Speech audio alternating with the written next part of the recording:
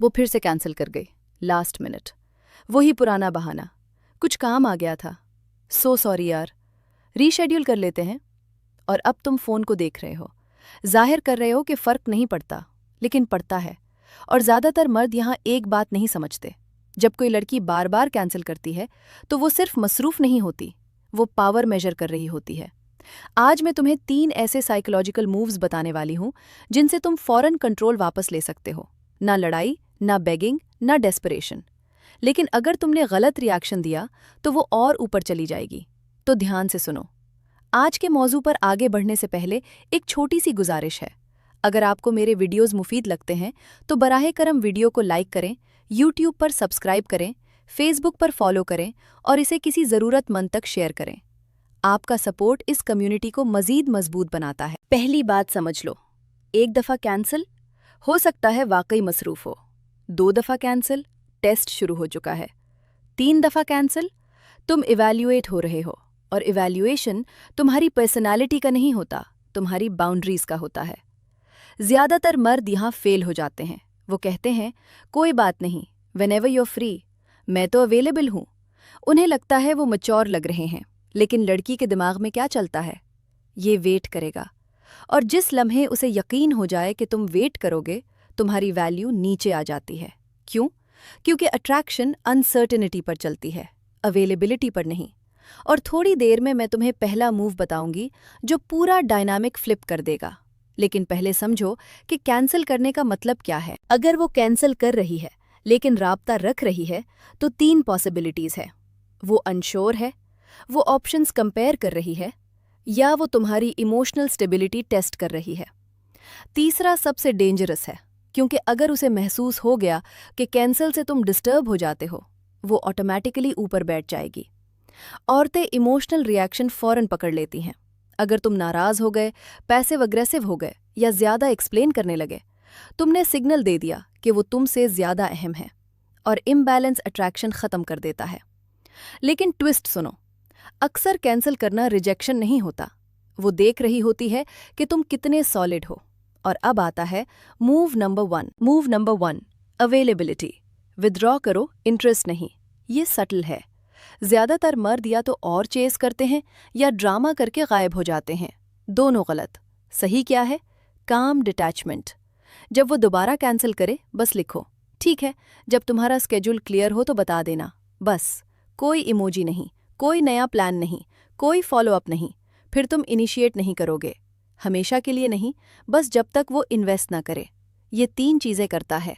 Pressure खत्म, uncertainty create, और उसे कदम आगे बढ़ाने पर मजबूर करता है। और अगर वो कभी आगे ना बढ़े तो समझ जाओ जवाब मिल गया। लेकिन अगर वो खुद मैसेज करे, अब वो क्वालिफाई कर रही है, और यही पावर है। लेकिन रुक जाओ, ज्यादातर मर्द यहाँ दोबारा गलती करते हैं। फर्ज करो वो लिखती है, सॉरी अगेन, मैं वाकई बिजी थी। तुम्हारा दिल कहेगा कोई बात नहीं, कब फ्री हो?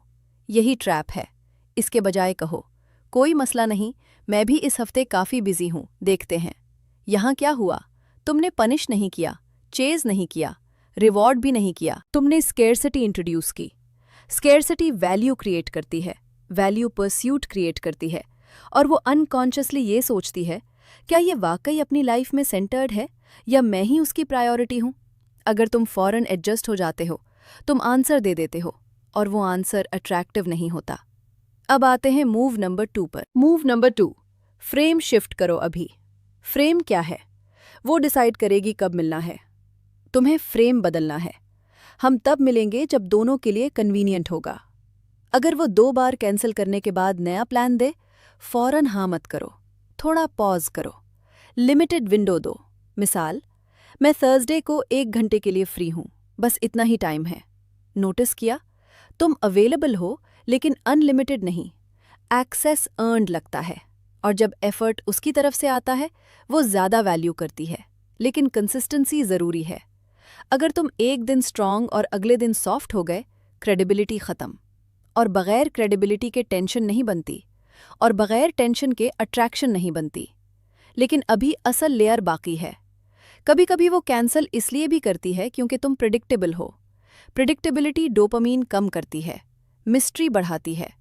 अगर उसे पता है तुम फौरन रिप्लाई करोगे, हमेशा हाँ कहोगे, हमेशा एडजस्ट करोगे, तो एक्साइटमेंट कम हो जाती है।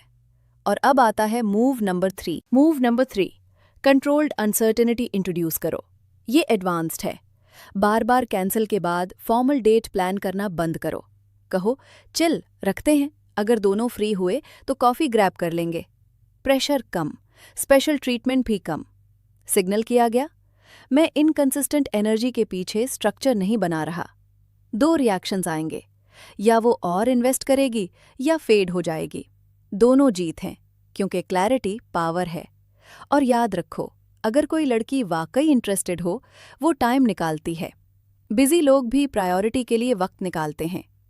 इंटरेस्ट अवेलेबिलिटी क्रिएट करता है, कन्फ्यूजन पोस्टपोनमेंट क्रिएट करती है। अगर तीनों मूव्स के बाद भी वो कैंसिल कर रही है, एफर्ट मत बढ़ाओ, प्रायोरिटी कम कर दो, खामोशी से। अट्रैक्शन नेगोशिएट नहीं होती, इंस्पायर होती है। और इंस्पिरेशन काम स्ट्रेंथ से आती है, न गुस्से से न फ्रस्ट्रेशन से। अब खुद से पूछो, तुम रिएक्ट कर रहे हो या रिस्पॉन्ड? रिएक्शन इमोशनल होता है, रिस्पॉन्स स्ट्रेटेजिक, और स्ट्रैटेजी हमेशा जीतती है। याद रखो, अवेलेबिलिटी विथड्रॉ करो, फ्रेम कंट्रोल करो, अनसर्टेनिटी क्रिएट करो, और कैंसल तुम्हें कभी शेक नहीं करेगा। अगर ये पर्सपेक्टिव थोड़ा भी शिफ्ट हुआ हो तो वीडियो लाइक करो, सब्सक्राइब करो। अगर तुम सरफेस एडवाइस नहीं बल्कि रियल साइकोलॉजी समझना चाहते हो, और अगर फीमेल साइकोलॉजी, अट्रैक्शन डायनामिक्स और हाई वैल्यू बिहेवियर सीखना चाहते हो, तो इस चैनल की बाकी वीडियोस ज़रूर देखो, क्योंकि फ़र्क सिर्फ इतना है, कुछ मर्द टेस्ट होते रहते हैं और कुछ चूज़ किए जाते हैं। मैं तुमसे अगली वीडियो में मिलूंगी।